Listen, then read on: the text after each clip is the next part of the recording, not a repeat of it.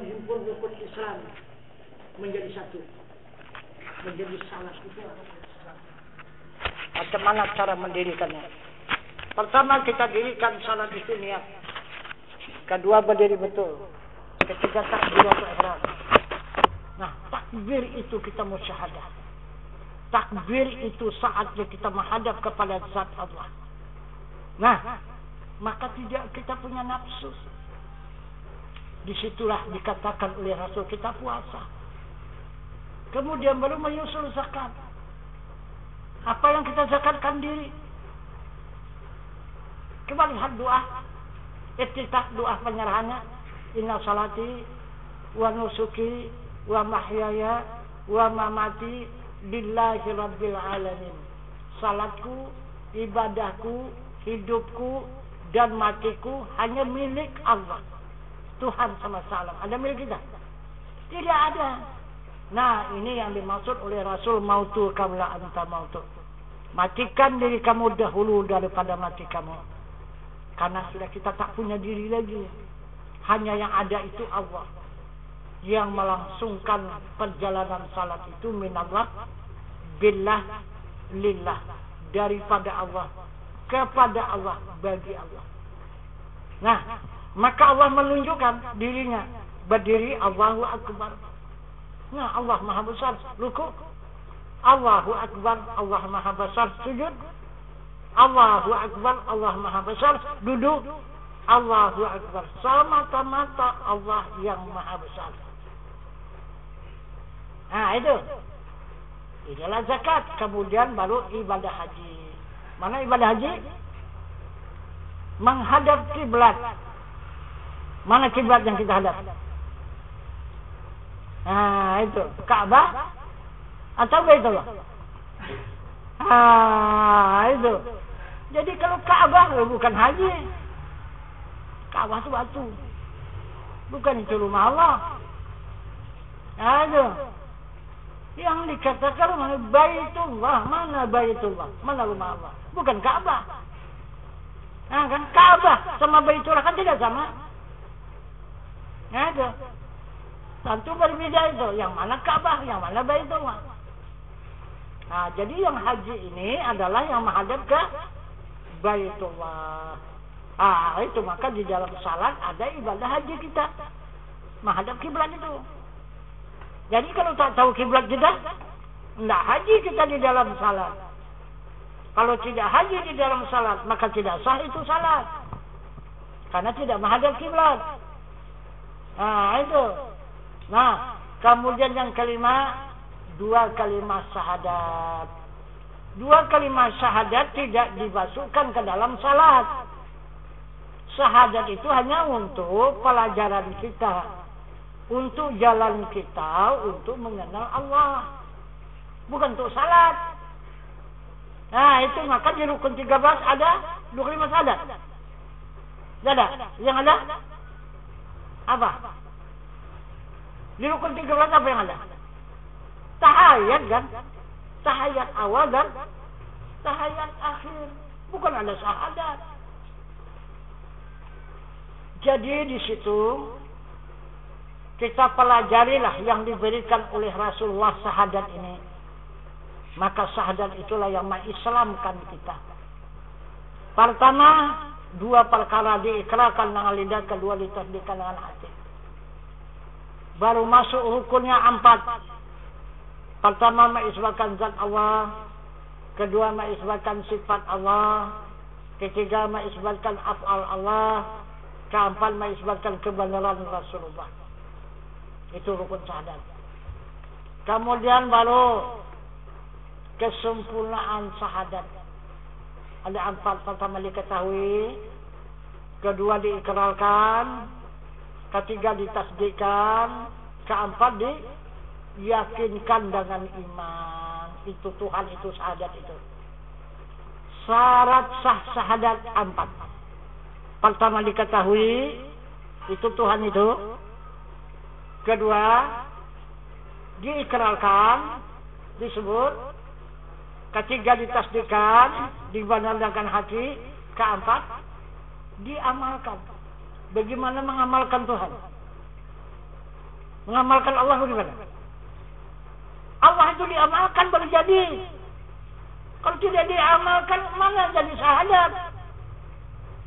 Coba bisa mengamalkan Tuhan. Segala perbuatan kita itu tidak lalai, tidak lepas dari Tuhan. Itu dikatakan mengamalkan. Nah, itu adalah penyerahan diri tadi. Kalau belum menyerahkan diri tak bisa memakai syarat syahadat. Ada kita kerana Allah, bergerak kerana Allah, berkehendak kerana Allah, mengetahui kerana Allah, hidup kerana Allah, mendengar kerana Allah, melihat kerana Allah, berkata-kata kerana Allah. Ini katakan mengamalkan syahadat. Baru binasa syahadat 4. Pertama, menduakan Allah. Kedua, syak di dalam hatinya ragu-ragu, tidak yakin adanya Tuhan itu. Ketiga, menyangkali diri dijadikan Allah. Keempat, tiada mengisbatkan zat Allah. Binasa syahadat itu. Nah, jika sudah benar, barulah mendapat tahlil. Nah, itu baru benarlah keislaman kita. Kalau kita sudah dapat melaksanakan tahlil. Nah, jadi tahlil itu apa? Nabi mengatakan, qala Nabi sallallahu alaihi wasallam, abdalul zikri fa'lam annahu la ilaha illallah. Coba siapa itu? Yang dikata Nabi itu la ilaha illallah itu siapa? Datang kita tiada Tuhan. Iya kan? La ilaha illallah. Tiada Tuhan, sesungguhnya hanya Allah. Karena berdasarkan huruf kalimat itu. La itu tiada, ilaha itu Tuhan, illa itu melainkan Allah, yaitu Allah, melainkan Allah. Jadi tiada Tuhan melainkan Allah. Begitulah seumur hidup mengatakan kita tidak mengakui adanya Tuhan. Kita tak bertuhan. Orang kita mengakuinya tidak ada Tuhan. Yang ada hanya Allah. Allah itu namanya. Tuhannya mana? Itu. Maka kita tak bisa menyembah Tuhan orang tidak diakui adanya Tuhan. Gimana menyembah Tuhan? Itu. Yang sebenarnya yang dikata oleh Rasul tadi apa? Yang dikata oleh Nabi. Itu. Yang dikata oleh Nabi, la ilaha illallah. Coba sahutannya apa? Hayyun baqi. La ilaha illallah. Hayyun mawjud. La ilaha illallah. Hayyun maksud. Itulah dia. Itulah Tuhan yang bernama Allah. Mana Tuhan yang bernama Allah? Hidup.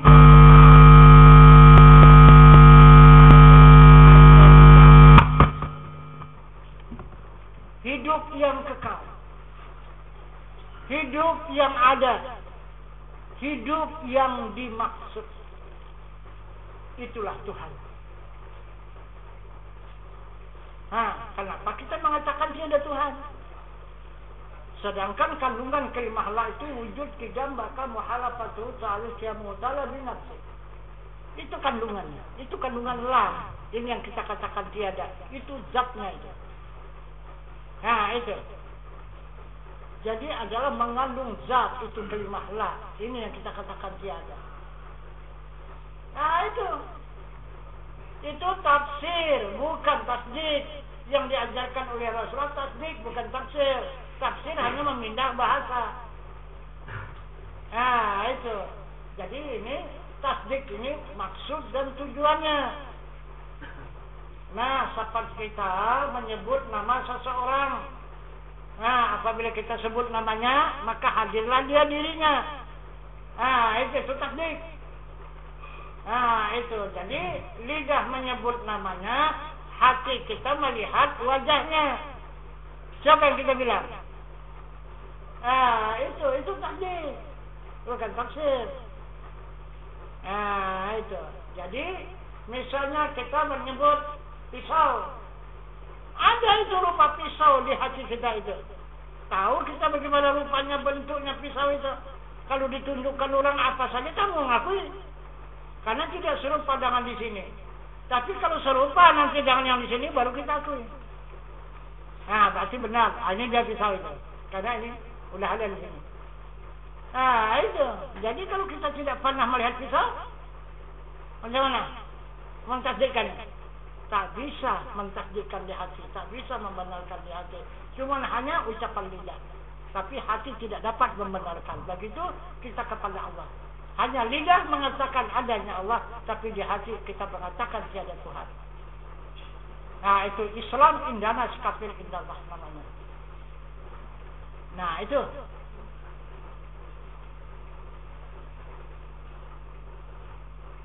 Nah, jadi kemudian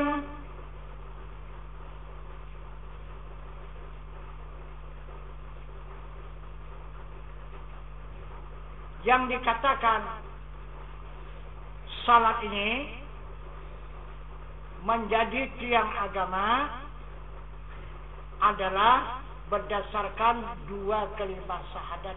Itu pelajarannya sudah menjadi tahlil. Tapi belum bisa salat. Kenapa? 2 kalimat syahadat berpisah, kalimat Allah dengan kalimat Muhammad. Tahlil juga berpisah, hanya tinggal kalimah Allah, kalimah Muhammad tidak ada. Tidak bisa buat salah. Nah, jadi la ilaha illallah itu tahlil.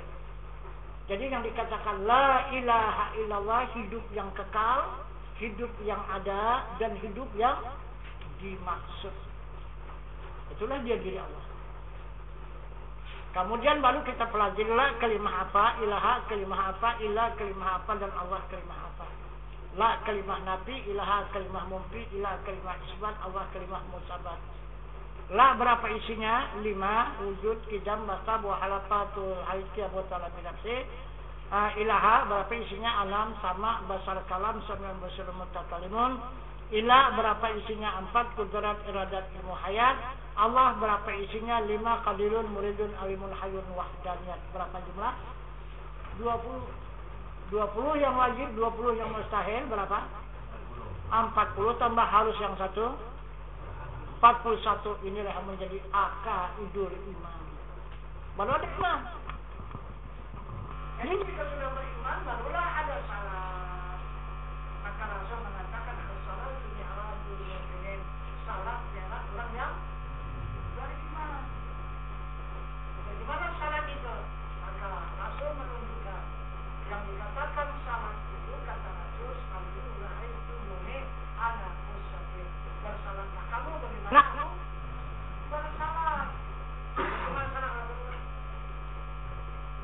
Nah, itu salat Rasulullah dia. Maka dia. Nah, itu. Jadi waktu Muhammad menghadap Tuhan ada siapa? Tidak ada. Usahakan hamba, usahakan umat, usahakan sahabat, malaikat pun tidak bisa jadi saksi. Hanya Muhammad jangan lakukan. Itu dua tujuan yang sungguh jangan apa namanya mas dibil aqsa. Nah itu. Nah jadi sekarang sama-sama Nabi menghadap dengan sahabat itu yang disebut di dalam salat kita adalah tahayat. Inilah diri tahayat, tahayat awal dan tahayat akhir. Jadi itu kenyataan diri Allah dan diri Muhammad.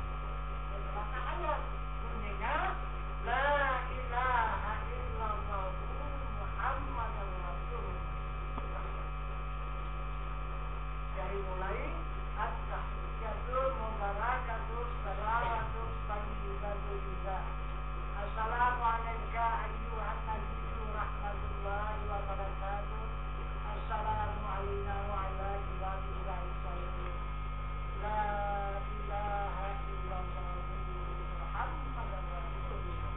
Itu bahaya. Nah, itu maka ini ikut dari jamalik ini terus. Ini membuktikan kalimat Allah, ini menunjukkan kalimat Muhammad, di sini kalimat Allah. Nah, itu maka begini kita baca ayat itu. Nah, jadi apabila sampai kepada kalimat la ilaha illallah, ini naik menyaksikan baru Muhammadar Rasulullah. Nah, ini tahayat. Nah, itu. Ini katakan tahayat. Maka menjadilah tiang agama. Nah, itu. Jadi sekarang salat ini apa isinya? Salat ini ada dua isinya, sembah dan sujud. Sembah itulah takbir atau ihram. Apa isi takbir? Ini kebanyakan kosong. Takbir itu tak berisi. Nah, jadi isi takbir itu surat Taha nomor 14 di dalam Al-Quran. Bunyinya innani anallah la ilaha illa ana fa'budni wa aqimis salata li dzikri. Itu surat Taha nomor 14. Jadi di situ dia mengatakan innani anallah, sesungguhnya aku ini Allah. Jadi siapa yang mengatakan? Coba siapa sesungguhnya aku ini Allah, kata dia. Siapa dia? Nah, siapa orang? Nah, ini banyak nggak tahu, cuma hanya mengaku Allah saja itu namanya. La ilaha illa ana, tidak ada Tuhan yang lain hanya aku. Nah, siapa yang aku itu? Fa'bud ini sembah aku. Coba.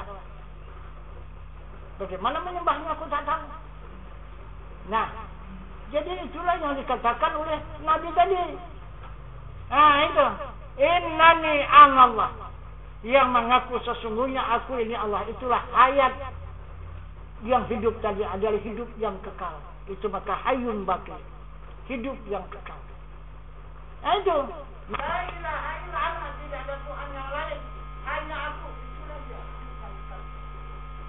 Nah, itu. Fa'bud ini sembah aku. Itu yang minta sembah. Yang ada dia yang kekal dan abadi. Nah, itu. Bagaimana menyembahnya? Wa aqimis salata li dzikri. Nah, itu. Tegakkan salat. Ingat. Nah, isi takbir. Nah, tapi ini panjang keterangannya ya. 13 tahun ini. Nah, itu baru jelas nanti ini. Nah, ini perlu janji pertama aja baru ini. Nah, gitu. Jadi kalau orang nikah, ya ini hari pernikahan ini. Nah, belum menegakkan rumah tangga. Kalau sudah menegakkan rumah tangga nanti, barulah tahu.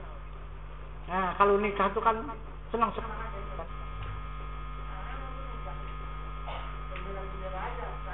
Menegakkan rumah tangga, barulah jauh.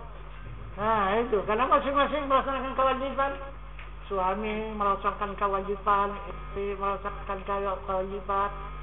Nah, itu. Itu baru. Kalau nikah tuh ya senang-senang aja. Nah, jadi kalau ya inilah isi takbir. Itu arti dari kemudian angka 2 sujud. Sujud Allah sudah tetapkan tidak boleh kemana-mana. Nah, di dalam surat Al-Baqarah yang berbunyi wa idh qulna lil malaikati isjudu li Adam fasajadu illa iblis aba wastakbara wa kana minal kafirin. Nah, ini kemana Allah memerintahkan sujud kepada Adam. Nah, kalau malaikat tidak mau sujud kepada Adam dijadikan oleh iblis. Kalau manusia itu orang yang terkeburu dijadikan Allah. Udah pernah sujud kepada Adam? Belum. Wah, itu masuk gulungan kita. Jangan. Nah, itu. Kalau malaikat, iblis, gulungan iblis kata Allah. Kalau manusia, gulungan orang yang kafir karena tidak sujud kepada Adam. Kan Allah sujud kepada Allah, bukan kepada Allah sujud itu. Nah, itu di mana Adam tempat sujud itu. Nah, maka ditunjukkannya. Wa idz qala rabbuka lil malaikati inni ja'ilun fil ardi khalifah. Wahai malaikat, ambil segenggam tanah. Diambil tanahnya 7 lapis. Sedikit menjadi satu genggam, kemudian ditempal. Nah, itu berkepala, berbadan, bertangan, dan berkaki. Nah, baru jadi patung. Sesudah jadi patung 50 tahun lamanya, baru dijalankan roh itu, maka hiduplah roh itu. Maka barulah bergerak Adam seperti kita ini. Maka 900 tahun kehidupan Adam di muka bumi ini, maka dia pun melahirkan keturunan. Banyak keturunan 900 tahun, maka dor tasalsul ketawa. Jadi menjadikan. Kemudian Adam yang dari tanah itu dikembalikan oleh Allah kepada asalnya, minha khalaqnakum wa fiha nu'idukum. Itu kata Allah, aku jadikan daripada tanah dan aku kembalikan ke tanah. Jadi Adam itu di mana? Di mana dia? Adam itu. Tempat kita sujud itu di mana? Ini yang kita dudukin. Coba duduk di mana dia juga? Kalau tidak meninggi di Adam itu. Ini sombong pula, kita tak mau tahu pula lagi. Ini yang marah dia tu. Tak mau tahu, sudah tinggi di belakangnya, tak mau tahu pula lagi. Itu ada lagi yang sombong lagi pun. Itu malaikat yang sombong. Maka suruh sujud. Sujudlah ke sana, diminta oleh Allah Subhanahu supaya apa? Supaya kita mengenal siapa dia sebenarnya. Siapa Adam? Siapa ini bumi yang terhampar ini? Itu. Nah, coba kita perhatikan, kita renungkan. Dialah yang mengasih makan dan minum siang dan malam. Yang memberikan pakaian dia. Yang memberikan kekuatan dari dia. Memberikan kesehatan dari dia. Memberikan keberkatan dari dia. Semua dari dia. Dari tempat sujud ini. Jadi siapa dia?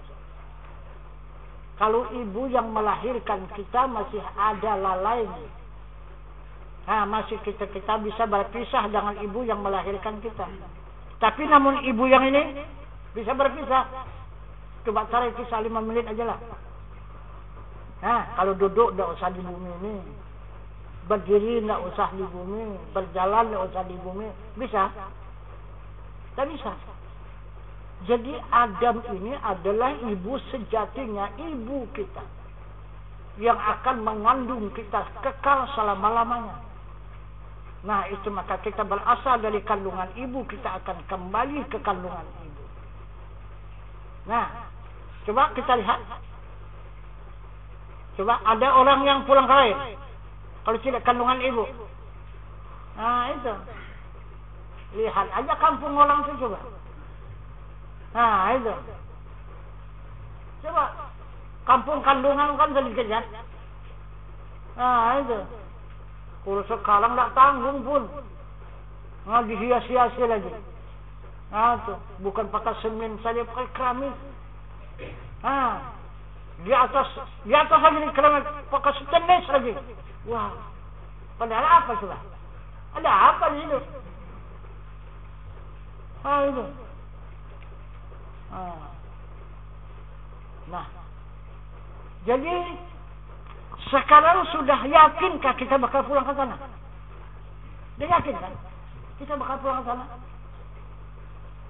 Kalau sudah yakin, apalah yang kita berikan ke sana? Udah apa yang kita tumpahkan barang untuk ke sana yang kita dahulukan?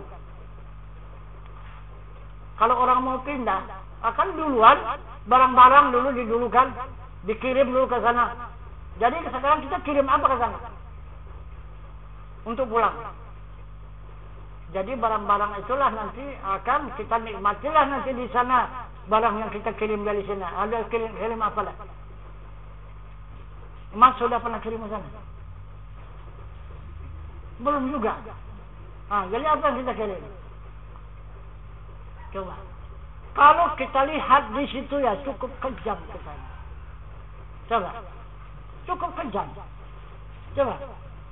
Apa yang kita kirim ke sana? Coba. Yang kita curahkan ke sana. Kita dulukan sebelum kita pulang. Kotoran. Ada penhalat. Nyetur ke sana. Ada penhalat. Coba di setiap kalam 2 hari aja. Kalau tak jerit. Iya kan? Semua nyentur ke sana. Cobalah kalau tidak ada yang lain kan, sanggup apa kita pulang ke sana nanti? Berapa tinggi dah tumpuannya coba? Berapa banyak tumpuannya? Sanggup apa pulang ke sana? Nah, itu maka Allah Subhanahu wa Ta'ala tidak membenarkan kalau kita pulang ke sana. Itu maka disuruhnya sujud supaya itu dapat disucikan. Nah itu, kalau kita sujud itu semua akan disucikan Allah, tidak akan berjumpa kita dengan yang kotor itu. Maka yang sucilah yang dapat ini. Maka kalau tidak bayat, kita tidak tahu sujud itu, karena tidak ada yang kita bawa sujud. Nah, coba sekarang yang kita bawa sujud kemana? Jadi sekarang bumi ini adalah Adam, dan Adam ini adalah sejatinya ibu kita, yang mengasuh kita siang dan malam, yang tidak pernah lalai. Dan dia akan menerima nanti kita pulang ke kandungan dia. Sekarang ini coba, hasil daripada kita berbaiat, yang di mata kita apa? Sifat basar Allah, yang tidak ada seumpamanya. Yang di kuping, sifat basar Allah, yang tidak ada bandingnya. Kemudian yang ada pada lidah, sifat Allah yang suci. Yang suci. Yang di mata yang suci, yang di kuping yang suci. Nah, inilah 3 permata yang suci. Ini yang kita persembahkan kepada pangkuan ibu tadi. Allahu Akbar.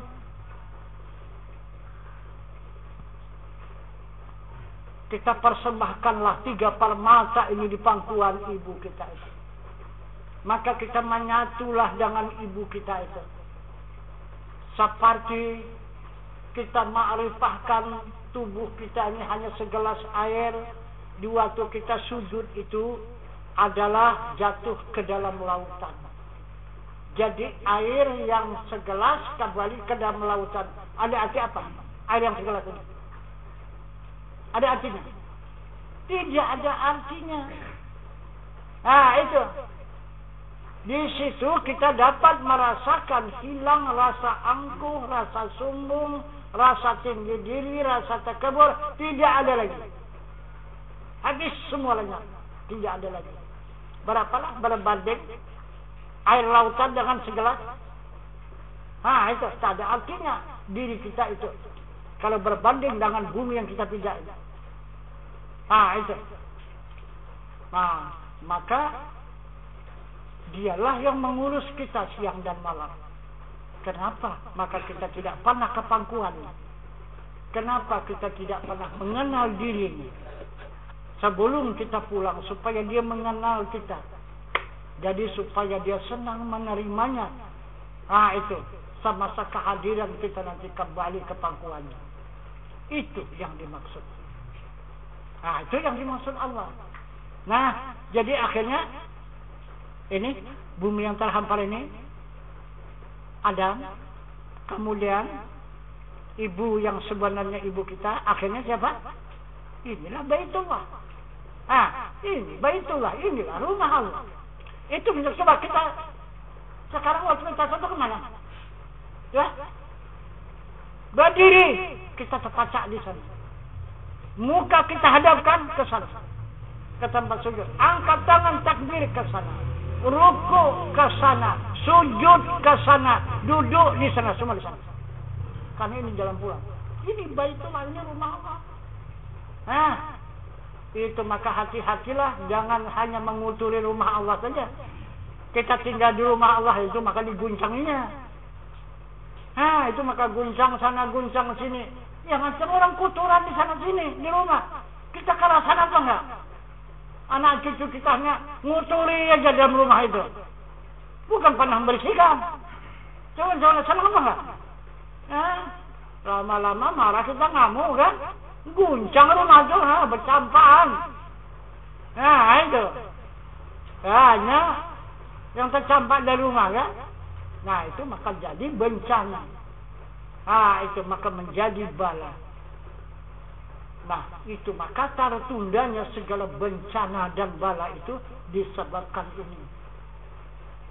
Itu Ini adalah kesenangan Allah dan kecintaan Allah yang dilakukan oleh hamba untuk melaksanakan taubat nasuha, mensucikan diri daripada sekalian dosa. Itulah yang sangat disenangi oleh Allah Subhanahu wa taala. Walaupun Allah itu marah kepada hambanya, tetapi ada ubat. Begitu. Misalnya kita banyak bersaudara. Saudara kita itu hanya nakal saja kerjanya. Ada 2-3 orang yang tidak berbuat nakal, yang memberikan kesenangan orang tua kita itu. Maka terubatlah kemarahan orang tua itu untuk menghancurkan rumah itu. Kalau tidak kan dihancurkan. Kita pun ikut hancur. Nah itu. Jadi inilah keterangan singkat mengenai baiat. Sudah sampai kita kepada Baitullah, sudah sampai kita ke rumah Allah, maka diberikan oleh Allah ibadah haji. Ini yang haji. Itu kalau ke Mekah belum tentu jumpa. Lah jumpa kan? Jumpa Ka'bah bukan kan itu. Tadi baru jumpa. Itu. Jadi kalau ada uang banyak baru ke Mekah. Kalau haji diri kita di sini. Inilah menghajikan diri kita. Kita sudah menerima ibadah haji, pemberian dari Allah Subhanahu wa taala, karena Allah menunjukkan rumahnya yaitu Baitullah. Maka janji Allah, barang siapa yang diberi Allah itu petunjuk Baitullah, maka itulah yang akan dihajikan oleh Allah. Jadi walaupun 100 kali ke Mekah, kalau tidak ditunjukkan Allah Baitullah, tidak akan haji. Itu haji juga, tapi haji mardud namanya. Bukan mabrur, mardud. Itu. Jadi itu jeruk, ya. Nanti itu diambil air di mangkuk, kalau mau mandi diperas, baca salawat 1 kali, minum sedikit, kemudian baru diperas jeruk itu lagi di air itu, kemudian air itu jadikan air sabun. Jadi kita bersabun dengan air jeruk itu 1 kali mandi. Jadi niatnya mandi cuma rajaku mandi cuma karena Allah. Itu untuk memandikan jeruk itu. Jadi ini keterangan mengenai baiat ini kita pandakan sampai di sini. Akan kita lanjutkan nanti dengan pengajian ataupun dalam muzakarah. Karena ini 13 tahun nanti baru jelas. Itu baru terang dia nanti. Jadi untuk ini kita pandakan sampai di sini. Wabillahi taufiq wal hidayah. Assalamualaikum warahmatullahi wabarakatuh.